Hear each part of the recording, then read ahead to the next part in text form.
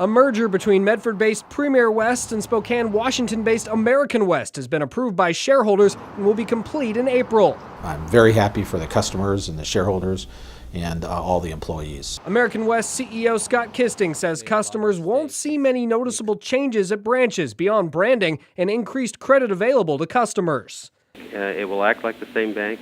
I mean, we think the two cultures were very similar in terms of a commitment to customer service and community involvement. Branch employees will remain, but Kisting said they were still evaluating other employees. We've already been talking to people, and we've already been doing a lot of planning. So I would say over the next 30 to 45 days, we'll have made all those kind of decisions and start implementing our plans.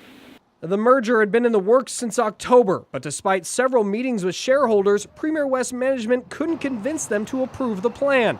That led American West to sweeten their offer to shareholders by 21%, from $1.65 to $2 a share. It clearly motivated some of our shareholders that had not voted to vote yes. George St. Laurent is PremierWest's largest stockholder and a member of their board of directors. He was adamantly against the merger, believing they could have survived independently. The bank was worth a lot more, in my opinion, and that's what I was fighting for. But St. Laurent says his reasons are more than financial. He worries independent community banks like PremierWest are disappearing.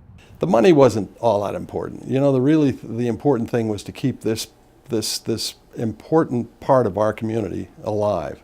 But keeping PremierWest alive proved difficult. Saddled with bad real estate loans, the bank lost $13.9 million last year alone and had trouble paying off the $41 million they borrowed from the government's Troubled Asset Relief Program, or TARP. Now American West will repay the government and get a bank with assets of more than $1 billion, including 32 branches in Oregon and Northern California. In Medford, Craig Smullen, NBC5 News.